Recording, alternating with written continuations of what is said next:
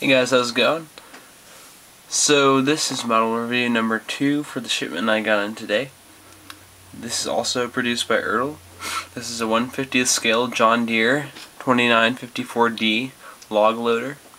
This is a live heel version that is based off one of the prototypes on the box. Now, this is a side entrance version. You'll notice the cab is raised. This is the only cab that's raised on the forestry series they have.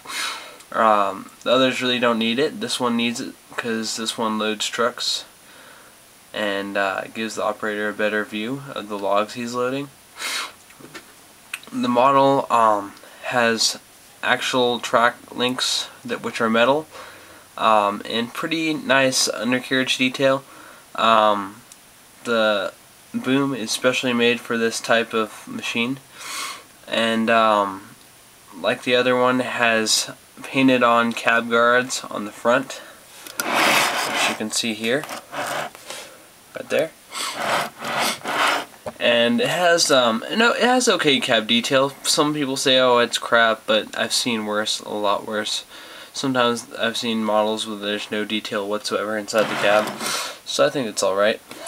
Now this is in the high detail series of 1/50th scale Ertl models, and they do this to almost every forestry model they have. And this one has actually a lot of opening compartments. This one right here exposes the radiator on the left side. We go around to the right side of the machine. This one exposes the exhaust systems as well as some of the engine detail. And also, pick up the camera, the hatch opens right here, which exposes the engine block. You can see that. I'm not sure if you can, but it shows the engine block there. And actually I think it's pretty detailed, especially for an Ertl model. Ertl hardly ever details things as well as this. And actually I like it better than the 450 LC they have. But like I said, side entrance version with the steps on the side. Now the real machines like this have been considered kind of dangerous just because they don't have very many grab irons or walkways on the side. It does have a small catwalk right below the steps, but you know, that's just what they have to live with. Now there's a small guard on the boom, the bottom right there, which somewhat protects the hydraulic pistons from a log coming up and smacking them. There's also a guard right here for the entrance, and this thing tilts 360 degrees. It's a pretty smooth turn. Now there's a simulated window on the top, like the real machine, but it's not actual window, it's just painted. But I'm glad they installed it anyway. Going on to the boom, hydraulics and everything that's on the real machine. They have hydraulic lines on the top of the boom going down to the machine, ending at the boom connection.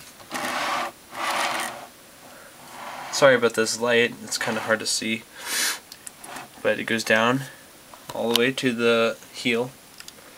The heel does pivot like so, and it's pretty good. It's not extremely stiff, but it's posable, so it's good for stop motions and holding logs in place and things like that for models and cases and things like that. Now the grapple does open. This is about as far as it opens, and it closes pretty well too. Actually intersects with the other one, goes in between, and it spins 360 degrees and it doesn't get caught up. You can spin as many times as you want to. Now there's some flexible hydraulic hosing right here for the grapple, and they got the heel detail pretty well. on this one, die cast. Now the grapple is plastic, but I did like the fact that the actual heel itself is die cast. Deere logo right here on the stick. Now one thing I do not like about on this model is on the real version of the machine, as you can see right here, there is the frame for the hydraulic piston, which is a guard, and it has an open frame on it, as you can see in this one too. On this one they didn't cut out the holes right here, so it's kind of just a big block of metal, but it's alright though. I'm glad they added it. And they added extension outward of the boom to add to the hydraulic pistons. And the linkage is set up pretty good over here. And one thing this and the 843K wheeled feller buncher have in common is this one also has a tilting cab. Now this one is coming down for pretty much transportation, so if there's a low bridge or something, it'll be okay. But I believe this also, on the real machine, is access to servicing parts on it. As you can see, there's a hydraulic piston right there to help keep it in place. Now it's not as stiff as I wanted it to be, but it's not too bad. It's not like it flies down all the time.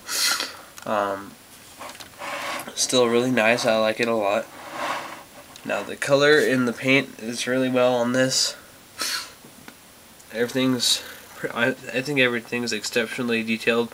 Like I said, this is an Ertl model, and you know, I wasn't at first expecting a lot because I've seen some of their regular style 1/50th scale machinery, and it's really not that good. And this really impressed me, and that's one of the reasons I bought it. Now there's always a problem with the tracks, but mine aren't too bad at all. Mine, especially on the right side of the machine, the tracks don't have a problem. Sometimes the tracks hang up here, but it's not too bad.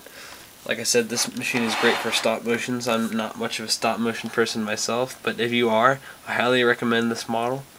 I will give this model a 5 out of 5, considering this price is only $40 on OutbackToys.com. And details pretty well, especially for the price. And to fit Ertl's reputation, this is a 5 out of 5. So, hope you enjoyed this. Thanks for watching.